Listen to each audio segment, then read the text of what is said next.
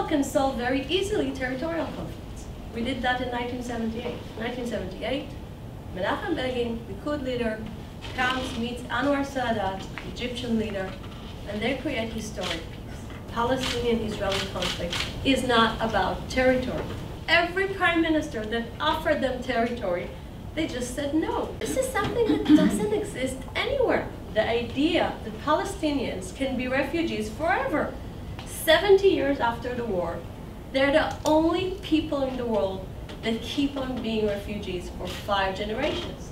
And the international community is supporting this twisted idea. The way to change things in the Middle East goes through this work. Values. What are the values that your society respects?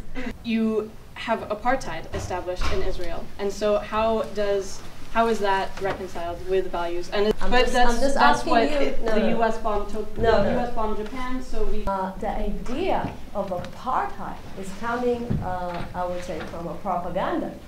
This is when the country is offering a full rights to everyone. This is when a country is offering a good future to everyone. But in our world, unfortunately, you can't see that yet. When you're asking our population in Israel where they have the best future, they're answering in Israel. They know they have the best future they can dream of because they can have the same future that my children are going to have. They need to understand that Israel is here.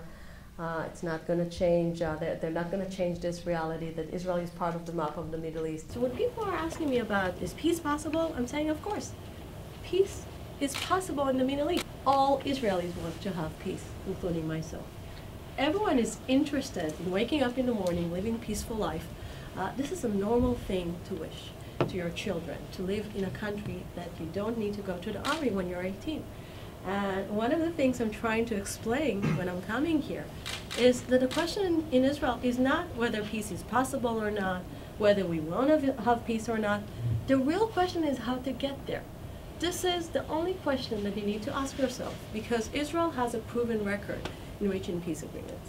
You would like to think about the Palestinians as victims, and I would like to say they're not victims. They need to take responsibility. What's going to be beyond the border? Is it going to be ISIS and Hamas? Is it going to be a second Gaza Strip?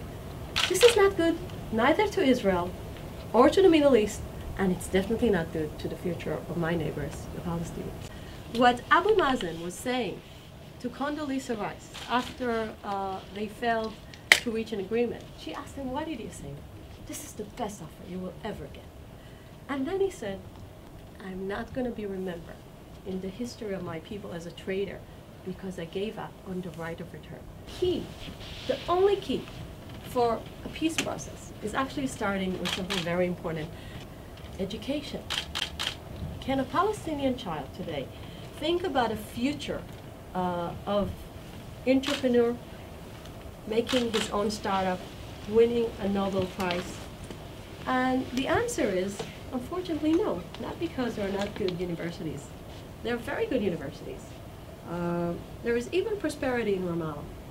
The real problem is that the narrative, the very basic reason that he's living for, is to deny the Jewish state. When they will have this notion of, we're coming to build our future, we're coming to build the future of the next generation, things will be different. And if the international community wants to be so much involved in the Middle East issues, they need to start with the problem. And the problem is education. The problem is the fact that young children are being raised on the idea that they should erase from the map the only Jewish state in the world.